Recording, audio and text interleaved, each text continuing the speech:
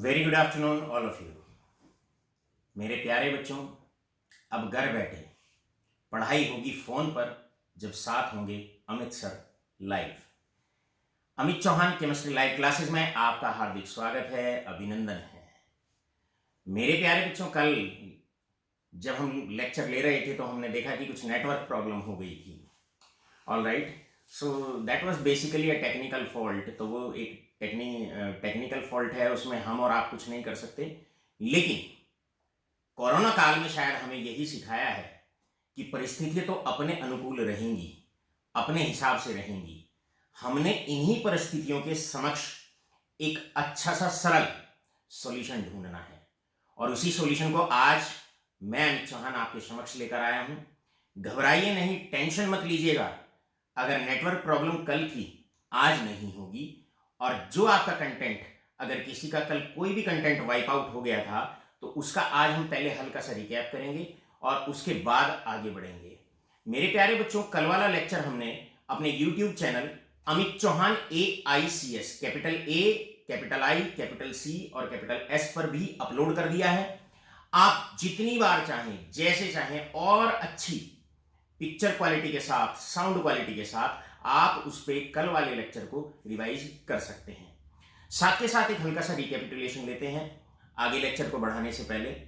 कल मैंने कुछ बच्चों के नाम बोले थे, उनमें से बड़े सारे बच्चों ने मुझे ईमेल कर दिया है, अपना ईमेल आईडी पूरे नाम के साथ मुझे भेज दिया है। और जिन बच्चों ने आज हमें ईमेल आईडी अपनी पूरे नाम के साथ भेज दी है, उनको हम शाम को एक सरप्राइज भी देने वाले हैं। ऐसे बच्चे जिन्होंने हमें पूरे नाम से अपनी ईमेल आईडी भेजी है, उनके लिए आप देखिएगा हम छोटे छोटे कैप्सूल्स किस तरीके से, कैप्सूल किस बात के, बीमारी के नहीं लेकिन पढ़ाई रूपी बीमारी के, हम आपको भेजने वाले हैं। तो जिन बच्चों ने हमें कल ईमेल भेजा था, आज वो अपना मेल बॉक्स जरूर चेक करें शाम को 6 बजे तक।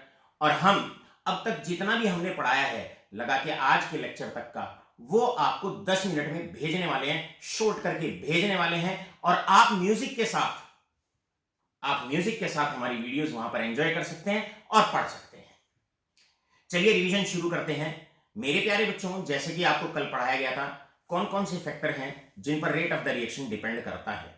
यूं तो हमारे पास फैक्टर तो बहुत सारे होते हैं जिन पर rate of the reaction depend करता है, लेकिन कल हमने जो पढ़ा था वो केवल और केवल पहला फैक्टर हमने कल शुरू किया था, फर्स्ट फैक्टर। और फर्स्ट फैक्टर आप लोग जानते हैं आपका होता है कॉन्सेंट्रेशन का रिएक्टेंट्स और प्रोडक्ट्स की जो स्पीड होती है उस पर क्या फर्क पड़ता है, या इस हेडिंग को हम जनरली ये भी कह सकते हैं effect of concentration on reactant and product, या effect of concentration on rate of the reaction. बढ़ते हैं आगे। यहां पर हमने इसको पढ़ा था। सवाल आता है इसको पढ़ने से पहले, कल जब शुरुआत हुई थी तो सबसे पहले हमने कंसंट्रेशन वर्सेस ये टाइम ग्राफ आपको पढ़ाया था, कंसंट्रेशन वर्सेस टाइम ग्राफ। अब आप लोग जानते हैं अगर कंसंट्रेशन वर्सेस टाइम ग्राफ में यहां पर ये दो लाइनें हैं, ये इनिशियल पॉइंट यहां पर 0 होता है, ये जो लाइन यहां से ऊपर को बढ़ती है ये स्टार्टिंग है, यहां पर कंसंट्रेशन 0 है। धीरे धीरे रिएक्शन बढ़ती रहेगी, समय बढ़ता रहेगा और कंसंट्रेशन बढ़ती रहेगी विद रिस्पेक्ट टू टाइम।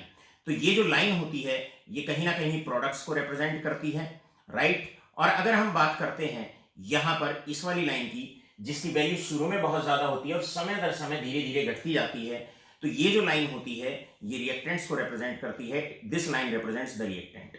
अब ये एक पॉइंट था जिसमें आपको बताया गया था कि ये इक्विलिब्रियम पॉइंट होता है। यहां पर rate of the forward reaction, this point is equilibrium point, जहां पर rate of the reaction, forward reaction is equal to the rate of the backward reaction. इन सब के विषय में आपको बताया गया। इसके बाद आगे बढ़ते हैं। नेक्स्ट आता है हमारे पास, अब कॉन्सेंट्रेशन बढ़ाने से स्पीड बढ़ती है या घटती है। अब ये भी हम कह सकते हैं। सवाल कितने टाइम्स बढ़ती है। जनरली अगर हम 99% केसेस की बात करते हैं तो हम पॉजिटिव इफेक्ट देखते हैं, कॉन्सेंट्रेशन के बढ़ाने से स्पीड बढ़ती है। लेकिन सवाल यह है कितना बढ़ती है। इसको समझाने के लिए कल हमने आपको बताया लॉ आया, and this is the law of mass action. Law of mass action की अगर हम बात करें, अगर हमारे पास कोई ये रिएक्शन है A + B forming C + D, although कल जब मैंने इसको समझाया था तो शायद इस तरीके से आपको समझाया था कि अगर सिंगल रिएक्टेंट है हमारे पास, सी फॉर एग्जांपल अगर सिंगल रिएक्टेंट है, हमारे पास कोई रिएक्शन कुछ इस प्रकार है, A mol of A forming the products. अगर सिंगल रिएक्टेंट है तो उस केस में रेट लिखा जाएगा लॉ ऑफ मास एक्शन से rate is equal to that is K, और एक सिंगल रिएक्टेंट है A raise to the power A. यहां पर आप देखिए हमने रिएक्शन से सीधा हम ए को उठाते हैं, ये यहां पर रिएक्शन को देखते हैं और बस उससे रेट लिख सकते हैं according to law of mass action. Law of mass action में आगे बढ़ते हैं then we come to the next point. यहां से पॉइंट आता है, अगर हम directly proportional to product of दो रिएक्टेंट है, molar concentration of A and molar concentration of B, proportionality constant हटाते हैं तो के से मल्टीप्लाई कर देते हैं, और के आप लोग जानते हैं के को चार नामों से पहचाना जाता है। K is basically known as specific reaction rate, rate constant, kinetics constant और वेलोसिटी कांस्टेंट के नाम से इसको पहचाना जाता है। बढ़ते हैं आगे, इसके बाद नेक्स्ट पॉइंट आता है, लॉ ऑफ मास एक्शन के विषय में आपको बताया गया और इसका ड्रॉबैक बताया गया कि लॉ ऑफ मास एक्शन की हम लोग जहां तक बात करते हैं, जैसे हमारे पास ये इंपॉर्टेंट रिएक्शन आती है, इस रिएक्शन की बात करते हैं। अब हमारे पास ओवरऑल रिएक्शन ये है, this is the overall reaction, ये हमारे पास ओवरऑल रिएक्शन है। ये इस रिएक्शन का मैकेनिज्म है। एक्सपेरिमेंटली जब इसको देखा गया तो ये रिएक्शन कुछ इस प्रकार पाई जाती है। This is overall reaction. ये रिएक्शन दो स्टेप में आपकी होती है, ये है। अब इनके केस में अगर हम लॉ ऑफ मास एक्शन लिखते हैं तो लॉ ऑफ मास एक्शन से अगर रेट लिखा जाए तो शायद रेट इस प्रकार लिखा जाएगा, रेट इज इक्वल टू के, और आप लोग जानते हैं रिएक्टेंट एक ही है तो हम लिखेंगे यहां पर molar concentration of N2O5 and this is raise to the power, जो भी कोफिशिएंट होता है लॉ ऑफ मास एक्शन में उसी कोफिशिएंट को वहां से कॉपी कर देते हैं और ये आ जाएगा दैट इज 2, राइट। लेकिन प्रैक्टिकली ये पाया गया कि रेट, अब ये हमें नहीं पता, ये एक्सपेरिमेंट के दौरान ये पाया गया कि एक्चुअली ये जो पावर हम 2 लिखते हैं ये ठीक नहीं है, ये पावर 2 नहीं, ये पावर 1 होनी चाहिए, ये पावर 1 होनी चाहिए। यहां से ये जो 2 होता है ये गलत होता है। रेट ऐसे डिपेंड नहीं करता है, 1 पावर पे डिपेंड करता है, ये 1 पावर पे यहां से डिपेंड करता है। ऑलराइट, अब लॉ ऑफ मास एक्शन, इसका मतलब इसका ये ड्रॉबैक आया, इसकी ये लिमिटेशन आई कि लॉ ऑफ मास एक्शन हकीकत में हम जो अप्लाई करते हैं ये केवल और केवल सिंपल रिएक्शंस और एलिमेंट्री रिएक्शंस के लिए लगता है, या उसके लिए ये सही रेट एक्सप्रेशन देता है, क्योंकि elementary reactions single step reaction होती है, लेकिन लॉ फेल हो जाता है in case of complex reactions, यानी कि the reactions which takes place in more than 1 step. जैसे ये रिएक्शन है, ये एक से अधिक स्टेप में हो रही है तो यहां पर law of mass action fail हो जाता है। अब बढ़ते हैं आगे, इसके बाद then we come to the next point है यहां से, नेक्स्ट पॉइंट इज, इसके बीच में हमने फिर एक, जैसे ही आपको एक छोटा सा कॉन्सेप्ट मॉलिक्युलैरिटी पढ़ाया था। मॉलिक्युलैरिटी का मतलब होता है एक साथ कितने एटम्स, आयंस और मॉलिक्यूल्स टकराएं जिससे प्रोडक्ट फॉर्मेशन हो जाए। अगर किसी भी रिएक्शन में अगर एक मॉलिक्यूल अपने अंदर ही कुछ इतनी वाइब्रेशन कर ले कि वो टूट जाए, यानी कि एक मॉलिक्यूल ही रेस्पॉन्सिबल होता है प्रोडक्ट फॉर्मेशन के लिए, ऐसी रिएक्शन को यूनिमॉलिक्यूलर रिएक्शन के नाम से पहचाना जाता है। यूनिमॉलिक्यूलर रिएक्शन में कभी कभी ये क्वेश्चन पूछ लिया जाता है, what leads to the formation of product in these reactions. अरे भैया, अगर एक ही मॉलिक्यूल है तो टक्कर तो कहीं लगेगी नहीं, तो फिर प्रोडक्ट कैसे बना? तो उस दौरान क्या होता है, मॉलिक्यूल में इतनी तेज वाइब्रेशन हो जाती है कि मॉलिक्यूल अपने आप ही टूट जाता है। कल एग्जांपल हमने लिया था बैच के दौरान कि आप एक लड्डू लीजिए, बेसन का लड्डू, मोतीचूर का लड्डू, मर्जी है भैया कोई भी लीजिए, उसे अच्छे से शेक करिए, वो अपने आप बिखर जाता है। तो वहां पर क्या होता है, vibration within the molecule leads to the formation of product. बढ़ते हैं आगे, इसके बाद फिर आता है बायोमोलिकुलर रिएक्शंस। बायोमोलिकुलर रिएक्शंस वो हैं जहां पर दो मॉलिक्यूल आपस में टकराते हैं और तब जाके प्रोडक्ट फॉर्मेशन होती है। इसी प्रकार आगे बढ़ते हैं टर्मोलिकुलर रिएक्शंस, यानी कि जहां पर तीन मॉलिक्यूल आपस में टकराएं और उनके टकराने से प्रोडक्ट फॉर्मेशन हो जाए, ऐसी रिएक्शंस को टर्मोलिकुलर रिएक्शंस के नाम से पहचाना जाता है। मोलिकुलैरिटी बिल्कुल सिंपल होता है निकालना। मोलिकुलैरिटी अगर हमारे पास अगर से फॉर एग्जांपल कोई भी रिएक्शन है और उसकी मोलिकुलैरिटी निकालनी है, तो मोलिकुलैरिटी में हम लोग क्या करते हैं, चाहे हमारे पास कोई भी रिएक्शन है, हम ऊपर वाली रिएक्शन की अगर हमें मोलिकुलैरिटी निकालनी है तो निकालना बड़ा आसान है। सीधा जो रिएक्टेंट के कोफिशिएंट होते हैं बस उन्हें ऐड कर दीजिए। यहाँ कोई कोफिशिएंट नहीं है, इसका मतलब यहाँ पर 1 है, तो molecularity 2 + 1 and that is equal to 3। यहाँ पर अगर इस रिएक्शन की मोलिकुलैरिटी निकालनी हो तो बस जो रिएक्टेंट का स्टोइचियोमेट्रिक कोफिशिएंट होता है, यानी कि बैलेंस्ड केमिकल इक्वेशन में जो कोफिशिएंट आता है बस उसको हम ऐड कर देते हैं। यहां पर ये कोफिशिएंट 2 है तो मोलिकुलरिटी इस रिएक्शन की 2 हो जाएगी। इसके बाद आगे बढ़ते हैं। नेक्स्ट आता है, यहां पर आप देखिएगा, then we come to the next part, molecularity. यहां पर एक बड़ा इंपॉर्टेंट क्वेश्चन आता है। मोलिकुलरिटी कभी भी 3 से ज्यादा नहीं हो सकती, क्योंकि आपको बताया था 3 के बाद अगर बहुत ज्यादा मॉलिक्यूल्स एक साथ टकराएंगे तो मॉलिक्यूल टूटेगा नहीं, या वहां पर क्या होता है, जो कोलिजन होता है वो इतना दमदार नहीं होता है, इतना इफेक्टिव नहीं होता है कि कंप्लीटली रिएक्टेंट्स को ब्रेक डाउन कर दे और वहां पर प्रोडक्ट फॉर्मेशन हो जाए। बढ़ते हैं आगे। इसके बाद then we come to the next point. Next point यहां पर आता है, मॉलिकुलरिटी के टॉपिक के बाद हम फिर से उसी टॉपिक को कंटिन्यू करते हैं। तो मेरे प्यारे बच्चों, यहां पर अगर हम बात करें जैसे कि आपको बताया गया, ड्रॉबैक जो होता है, the drawback of basically law of mass action, कि वहां से रेट एक्सप्रेशन ठीक नहीं आता है in case of complex reaction. तो कॉम्प्लेक्स रिएक्शन के रेट को कैसे लिखा जाए, उसके लिए फिर नया लॉ आया, और नए लॉ को हम कहते हैं that is basically known as rate law. अब रेट लॉ क्या कहता है भैया? रेट लॉ सीधी सी बात है। रेट लॉ क्या कहता है? रेट लॉ ये कहता है, रेट लॉ स्टेट्स दैट, अगर से फॉर एग्जांपल मेरे पास कोई रिएक्शन है, ये रिएक्शन है, ये सारी की सारी एग्जांपल हमने लिखे हुए हैं, ये भी कॉम्प्लेक्स रिएक्शन है, ये भी कॉम्प्लेक्स है, ये भी कॉम्प्लेक्स है। पहला सवाल आपके दिमाग में ये आएगा, अब जरा फोकस करिएगा, बहुत इंपॉर्टेंट पॉइंट। यहां से कल नेटवर्क फ्लक्चुएशन शुरू हुआ था, या ये समझ लीजिए इस टॉपिक को अगर आप अब दोबारा से रिवाइज करके आगे बढ़ते हैं तो आपके लिए बहुत फ्रूटफुल होने वाला है। यहां पर हमारे पास कुछ रिएक्शंस लिखी हुई हैं, ये सारी कॉम्प्लेक्स रिएक्शंस हैं। इनका रेट हम लॉ ऑफ मास एक्शन से बिल्कुल नहीं लिख सकते। इनका जो रेट होता है वो पर्टिकुलरली हम लोग जो लिख सकते हैं, इनका रेट केवल और केवल रेट लॉ से लिखा जाएगा। अब आपके मन में पहला सवाल आया होगा कि सर हमें कैसे पता लगेगा कि कौन सी रिएक्शन एलिमेंट्री है और कौन सी रिएक्शन कॉम्प्लेक्स है? मेरे प्यारे बच्चों, 12th क्लास में आप मान के बैठ जाइए, जो भी रिएक्शन गिवन है वो कॉम्प्लेक्स रिएक्शन ही है। किसी भी रिएक्शन का आप जो रेट है वो लॉ ऑफ मास एक्शन से नहीं लिखेंगे, रेट लॉ से लिखेंगे। बढ़ते हैं आगे। अब रेट लॉ क्या कहता है? रेट लॉ ये कहता है यहां से कि अगर हम बात करें, से फॉर एग्जांपल, रेट लॉ ये कहता है, rate law it states that, यहां पर मैं थोड़ा सा आप लोगों को जानकारी देता हूं। जैसे कि से फॉर एग्जांपल आई हैव, मेरे पास रिएक्शन है 2 मोल्स ऑफ N2O5, कल ये रिएक्शन आपको समझाई गई, forming 4 mole of NO2 plus O2। I have this equation. अब ये रिएक्शन जैसा कि आपको बताया गया था कल भी कि ये 2 स्टेप में होती है। पहला स्टेप N2O5 ब्रेक डाउन होता है NO2 प्लस NO3 में, इसमें ब्रेक डाउन होता है ये, राइट। और आप लोग जानते हैं ये जो स्टेप होता है ये स्लो स्टेप होता है। अब N2O5 का दूसरा मॉलिक्यूल नेक्स्ट स्टेप में NO3 के साथ कंबाइन होता है और बनाता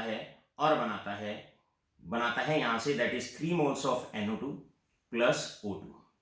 ये जो रिएक्शन होती है ये इसका फास्ट स्टेप होता है। मेरे प्यारे बच्चों गौर फरमाइए, अब स्लो स्टेप फास्ट स्टेप आपको नहीं पता, ये हम आप लोगों को देंगे, हम एक रिएक्शन की जानकारी आपको देंगे। तो आपने क्या करना है, अकॉर्डिंग टू रेट लॉ ये कहता है जब एक रिएक्शन को स्टेप्स में दे दिया जाए तो आपने केवल और केवल जो फोकस करना है वो स्लो स्टेप पे फोकस करना है, और जो रेट एक्सप्रेशन लिखना है, जो रेट ऑफ द रिएक्शन लिखना है, वो केवल और केवल स्लो स्टेप से लिखना है। यानी कि 2 पॉइंट बहुत इंपॉर्टेंट हैं according to rate law. Rate law क्या कहता है? रेट लॉ सबसे पहले एक्चुअल लॉ है और ये बिल्कुल सटीक रेट ऑफ रिएक्शन देता है, यानी कि it is the law which gives the actual rate of the reaction, number 1। Number 2, rate law कहता है slow step is rate determining step. Slow step is rate determining step, यानी कि हम जो रेट डिटरमाइन करते हैं वो केवल और केवल it is rate determining step, number 1। Number 2, इसको हम ये भी कह सकते हैं रेट कंट्रोलिंग स्टेप। तो आप यहां पर कह सकते हैं it is rate controlling step और रेट डिटरमाइनिंग स्टेप। तो रेट लॉ कहता है actual rate of the reaction आपको देता है, ये बताता है जो स्लो स्टेप होता है it is rate determining step, उसी से हम रेट को डिटरमाइन करेंगे, और स्लो स्टेप ही रेट कंट्रोलिंग स्टेप आपका होता है। लाडलो बढ़ते हैं आगे। इसके बाद then we come to the next part and next part is, यहां पर अब नेक्स्ट पार्ट पे बढ़ते हैं। यहां से मुझे लगता है कि कल नेटवर्क अब उस पॉइंट पर चलेंगे जहां पर मेरे लाडलो को शायद थोड़ी सी दिक्कत आई थी। अब आता है next order of the reaction. मेरे प्यारे बच्चों, मेरे प्यारे बच्चों, ये जो रेट लॉ आपको दिया जाता है, ये जो रेट लॉ आपको दिया जाता है, अगर हम बात करें, मान लो मेरे पास ये कोई रिएक्शन है, a mole of A come forming the products, ये कोई रिएक्शन है। दूसरी रिएक्शन है जिसमें एक से अधिक रिएक्टेंट है मेरे पास, a mole of A plus B mole of B forming the products, forming the products. दूसरी रिएक्शन मेरे पास ये है। अब मान लो रेट लॉ दिया हुआ है, रेट लॉ मतलब हमने आपको रेट लॉ दे दिया। इसका रेट लॉ है, rate law is equal to, rate law is equal to that is K और ए की पावर 2, ये हमने दे दिया। साथ के साथ मैं बात करता हूं यहां से, इस दूसरी रिएक्शन का रेट लॉ है, rate is equal to that is K A raise to the power 2 and B raise to the power 1, B raise to the power 1, ये हमने दिया। गौर फरमाइएगा, बहुत इंपॉर्टेंट है यहां से, वेरी वेरी इंपॉर्टेंट, राइट। अब देखिए रेट लॉ एक्सप्रेशन के अंदर, रेट लॉ एक्सप्रेशन है, इस एक्सप्रेशन के अंदर ये जो पावर होती है, ये जो पावर होती है, इसे ऑर्डर ऑफ द रिएक्शन कहा जाता है। यानी कि powers in rate law equation are known as order of the reaction, right. तो यहां पर हम पढ़ेंगे, इसका मतलब इस रिएक्शन का जो ऑर्डर है, order of this reaction, order is equal to 2, यहां पर ऑर्डर ऑफ द रिएक्शन 2 है, और यहां पर अगर हम बात करते हैं order of the reaction is equal to that is 2 plus 1 and this is equal to 3। तो ऑर्डर ऑफ द रिएक्शन की डेफिनेशन आप नोट करिएगा। क्या है definition order of the reaction की? ऑर्डर ऑफ द रिएक्शन की जो डेफिनेशन है, ध्यान से संभल के, ऑर्डर ऑफ द रिएक्शन की जो डेफिनेशन है, यहां पर हम बात करते हैं sum of powers in rate law expression. जब भी कोई रेट लॉ एक्सप्रेशन आपको दिया हुआ है, तो जो पावर्स हैं रेट लॉ एक्सप्रेशन में, उनका जो सम होता है that is order of the reaction. Alright, अब ऑर्डर ऑफ द रिएक्शन को हम लोग किस तरीके से पढ़ सकते हैं? ऑर्डर ऑफ द रिएक्शन को हम ऐसे भी पढ़ सकते हैं, ऑर्डर ऑफ द रिएक्शन को इस प्रकार भी हम पढ़ सकते हैं, ऑर्डर ऑफ द रिएक्शन को इस प्रकार भी पढ़ा जा सकता है। जैसे ये तो हुआ order of reaction, this is basically order of reaction. लेकिन यहां पर अगर मैं इंडिविजुअली पढ़ना चाहूं, ये ए की पावर है, ये ए की पावर है, तो ये है order with respect to reactant A. So यहां पर order with respect to reactant A, this is equal to 2। यहां पर लिखेंगे order with respect to reactant B, this is equal to 1। और अगर आपसे ऑर्डर ऑफ रिएक्शन अगर कोई कहता है, ऑर्डर ऑफ रिएक्शन अगर कोई कहता है, तो ऑर्डर ऑफ द रिएक्शन हो जाएगा that is 2 plus 1 is equal to 3, 2 plus 1 is equal to 3। याद रखिए, समझ में आया? तो आपने order with respect to A 2 है, order with respect to B 1 है, और ओवरऑल ऑर्डर में पावर ऐड कर देंगे, तो ये हो जाएगा overall order of the reaction, right. बढ़ते हैं आगे। यहां से अब आपको समझ में आ गया होगा बहुत अच्छे से ऑर्डर का मतलब क्या होता है। बढ़ते हैं आगे। Sum of powers to which the concentration terms are raised in rate law expression, उन्हें ऑर्डर कहा जाता है। अब यहां से ऑर्डर कभी भी देखो, जहां तक रेट लॉ का सवाल है, अगर हम रेट लॉ की बात करते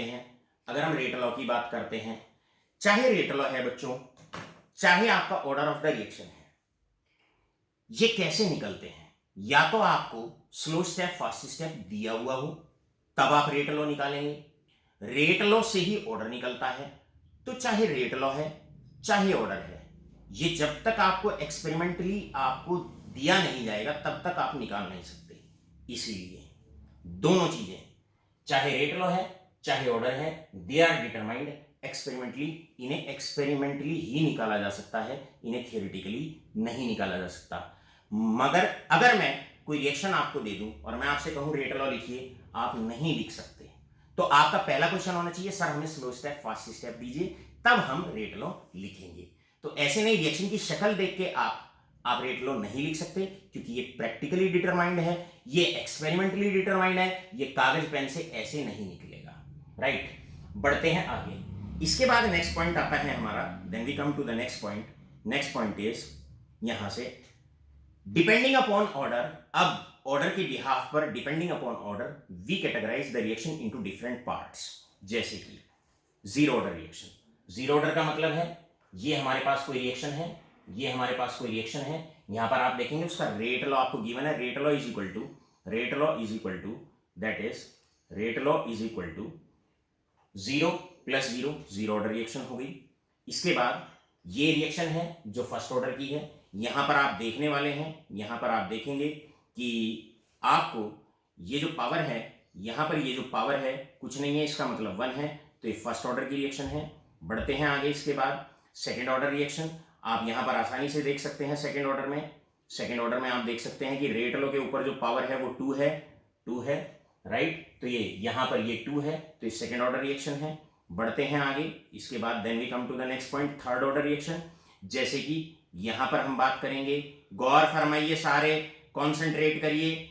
यहां पर order with respect to NO reactant is 2, order with respect to O2 is 1, right, यहां पर 1। और ओवरऑल ऑर्डर, ओवरऑल पूरी रिएक्शन का जो ऑर्डर है वो हो जाएगा 2 + 1, दिस इज इक्वल टू 3। तो ये जो रिएक्शन है आपकी, ये थर्ड ऑर्डर रिएक्शन है। मेरे लाडलों, मेरे बच्चों, ध्यान से गौर फरमाते रहिएगा। यहां से कल कुछ बच्चों ने डाउट्स पूछने शुरू करे थे। अब रिएक्शन का ऑर्डर फ्रैक्शन में भी हो सकता है। जैसे कि हमारे पास ये रिएक्शन होती है, ये रिएक्शन होती है। अब इसका जो ऑर्डर है, यहां पर अगर आप देखते हैं, अगर यहां पर आप देखते हैं, से फॉर एग्जांपल यहां पर आप देखते हैं, यहां पर अगर आप देखते हैं तो ये इसका ऑर्डर जो है दिस इज 1.5 या 1.5 इसका ऑर्डर होता है। तो ये फ्रैक्शन में भी आपका हो सकता है, राइट। बढ़ते हैं आगे। इसके बाद नेक्स्ट पार्ट आता है। नेक्स्ट पार्ट है हमारे पास नेगेटिव ऑर्डर रिएक्शंस। ऑर्डर कभी कभी नेगेटिव भी होता है। ऑर्डर नेगेटिव का मतलब क्या है, हमारे पास बहुत सारी रिएक्शंस ऐसी भी होती हैं जहां पर हम कंसंट्रेशन बढ़ाते हैं और स्पीड कम हो जाती है, लेकिन रेयरेस्ट ऑफ रेयर ही ऐसी रिएक्शंस होती हैं। ऐसी रिएक्शंस को नेगेटिव ऑर्डर रिएक्शंस कहा जाता है। अब बच्चों के मन में कुछ सवाल आया होगा, सर ऑर्डर फ्रैक्शन या नेगेटिव क्यों हो सकता है? तो इसका आंसर जरा ध्यान से सुनिए। हमने कहा ऑर्डर पे कोई थ्योरेटिकल कमेंट नहीं, प्रैक्टिकली पाया जाता है, प्रैक्टिकली पाया जाता है, एक्सपेरिमेंटली कैलकुलेट होता है, इस पे नो थ्योरेटिकल कमेंट्स, राइट। हालांकि आगे चल के हम रिएक्शंस न्यूमेरिकल्स ऐसे पढ़ने वाले हैं जहां पर ये सारी फ्रैक्शन भी आएगा, नेगेटिव भी आएगा, ध्यान रहे। इसके बाद नेक्स्ट पॉइंट आता है सूडो यूनिमोलिकुलर रिएक्शन। कुछ रिएक्शन ऐसी होती हैं, सूडो का मतलब झूठा, यूनिमोलिकुलर का मतलब एक मॉलिक्यूल। जैसे हमारे पास ये रिएक्शन होती है, ये रिएक्शन है हमारे पास, अगर हम इस रिएक्शन की बात करते हैं, ये रिएक्शन है हमारे पास, राइट। अब इस रिएक्शन में आप लोग ध्यान दें, अगर इस रिएक्शन को मैं एसिडिक मीडियम में कराता हूं, तो ये फर्स्ट ऑर्डर की होती है, this is of first order. और अगर मैं इस रिएक्शन को अगर बेसिक मीडियम में कराता हूं, then it is of second order. उस वक्त ये जो रिएक्शन है सेकेंड ऑर्डर की है।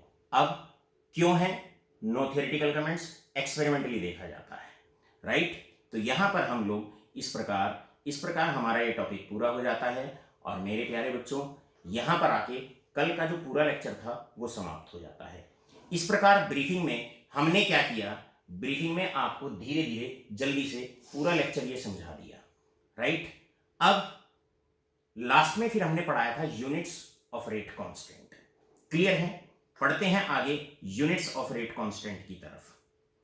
हमने कल आपको यहां पर फॉर्मूला समझाया units of rate constant, units of rate constant, ये फॉर्मूला हमने आपको समझाया। कल मैं आपको ये समझा रहा था, मान लो कोई रिएक्शन फर्स्ट ऑर्डर की है, तो यहां पर फर्स्ट ऑर्डर, ये उसका रेट लॉ है, ये रेट लॉ है। कोई रिएक्शन अगर मान लो सेकेंड ऑर्डर की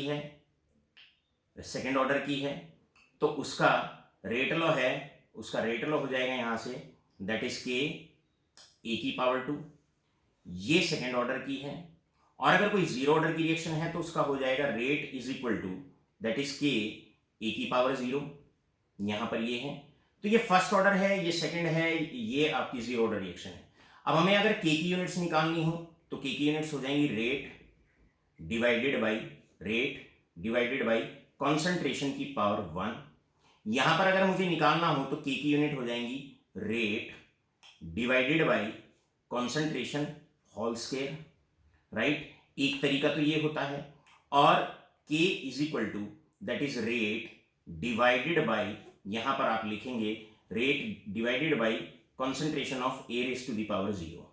तो आप रेट की यूनिट लिखेंगे मोल पर लीटर पर सेकेंड, यहां पर आप लिखेंगे मोल पर लीटर से मोल पर लीटर कट जाएगा, सेकेंड इनवर्स आपका आंसर आएगा। देख लेते हैं यहां से। तो कल हमने ये बताया था, एक तरीका ये है मोल पर लीटर पर सेकेंड। अब डिवाइडेड बाय कॉन्सेंट्रेशन पे आप लिखने वाले हैं कॉन्सेंट्रेशन, दैट इज यहां पर ये लिखेंगे मोल पर लीटर, मोल पर लीटर। अब मोल पर लीटर से मोल पर लीटर कट जाएगा, आंसर आ गया दैट इज सेकेंड इनवर्स। तो यहां पर मेरे प्यारे बच्चों फर्स्ट ऑर्डर के लिए जो यूनिट्स निकल के आई वो सेकेंड इनवर्स निकल के आई, यहां पर आप देखिए। इसी प्रकार कल हमने जीरो ऑर्डर की बात की थी आपसे। जीरो ऑर्डर में इसी प्रकार सिमिलरली अगर आप यहां पर रेट की यूनिट अगर आप रखते हैं मोल पर लीटर पर सेकेंड आप रखेंगे, कंसंट्रेशन की पावर 0 कुछ नहीं 1, तो यहां पर जो आंसर आता है वो मोल पर लीटर पर सेकेंड आता है। तो मैं ये कह रहा था कल आपसे, ध्यान से मैंने ये कहा कि एक तरीका तो हमारे पास ये होता है, लेकिन दूसरा तरीका है अगर हम चाहें तो हम डायरेक्ट भी एक